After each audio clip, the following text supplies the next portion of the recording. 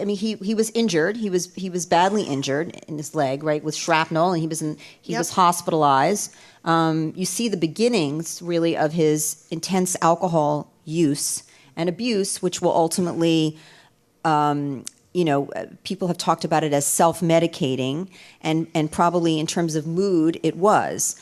Unfortunately, alcohol with bipolar disorder does really quite the opposite. It intensifies moods. It may intensify the fluctuation between depressions and manias. But under his bed were found numerous cognac bottles, and while he was being hospitalized for his wound, which was this is a traumatic time for him that really reverberated in future works. If we want to go, there's a slide of him in his hospital bed next. He was actually in the trenches with the men, delivering chocolates and cigarettes, doing canteen work for the Red Cross, but this is an example of risk-taking. He chose to leave the canteen, go forward, be in a trench where he was taking the same risks that the soldiers were taking, and I think this is also part of his reporter thing, but fitting well with his character.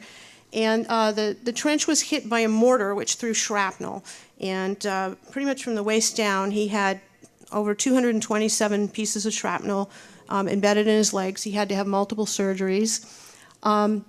He did get up and try to carry a wounded man back toward a field dressing station, and he was hit by machine gun fire when he got up. So he was shot in one foot, and he had a bullet under the kneecap.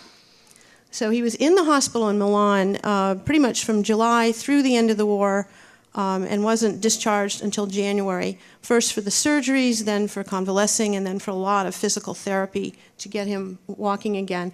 The Italians gave him their Italian War Cross and the Medal of Valor for his actions. And yes, he did start drinking then for pain, and also I think there may be a little something like post-traumatic stress disorder going on here.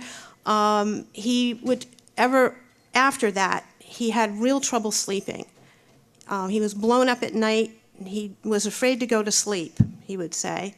And you'll see some of that again in stories. I think the most potent one about that is a little story called Now I Lay Me, about the insomnia. So this is where the trouble with alcohol begins. Which would really haunt him and make worse his psychiatric illness the rest of his life.